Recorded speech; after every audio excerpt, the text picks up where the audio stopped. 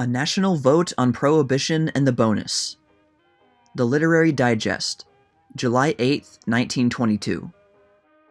A huge poll, a genuinely national test of the public will on prohibition and the soldier's bonus, is now in progress, conducted by the Literary Digest.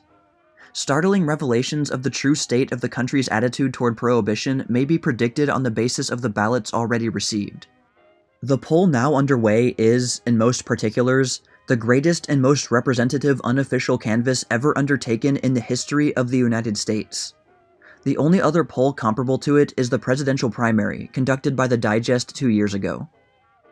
Our readers will remember the accuracy with which this previous poll revealed the national state of mind, presaging the tremendous majority to be rolled up for the Republican candidates.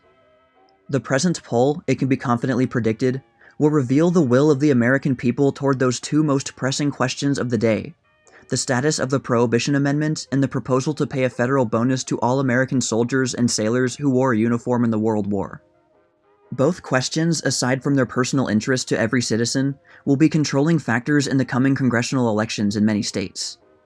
The temper of the country, as revealed by the poll, will undoubtedly have its effect upon these elections, and thus upon the fate of both prohibition and the bonus in the new Congress. It is therefore logical and imperative that all ballot holders with convictions on prohibition and the bonus mark and return their ballots at once if they have not already done so. The reproduction of the ballot, centered in this page, tells a part of the story of the safeguards with which the voting is surrounded. The Digest will serve in this matter, as it serves in others, merely as an unbiased registrar and disseminator of opinions and facts. The 10 million ballots are being distributed to all classes of voters in all states and all communities in the nation, with complete impartiality.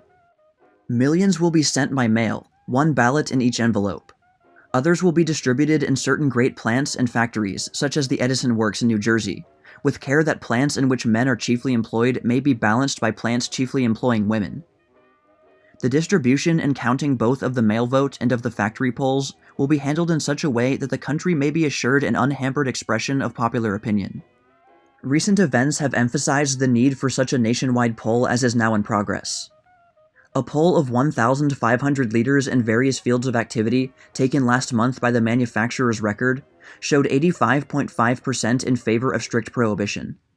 At about the same time, the United States was attacked as, incomparably, the biggest bootlegger in the world, in view of the liquor selling on American ships, and the head of the International Temperance Bureau emphasized the fact that much of Europe looks upon us as drinkers on the sly and pious hypocrites. A leading cabinet member, Secretary of War Weeks, declaring that the American people were opposed to strict prohibition, came out boldly against the Volstead Act and in favor of light wines and beers. It was reported from Washington at the same time that, in the light of the primaries to date, the net change in members of the House is a gain of 3 for the Dries. The almost equally debated question of a bonus for all American soldiers and sailors who wore the uniform during the recent war is tied up in some quarters with prohibition. Federal taxes on beer and light wines, it is argued, would pay the bonus. A very significant feature, noticed in the comparatively few and scattering returns that had arrived and been tabulated when this page of the Digest was written, is that a majority of the voters who favor a moist interpretation of the Prohibition Amendment, that is to say, an interpretation that permits light wines and beer, are in favor of the bonus.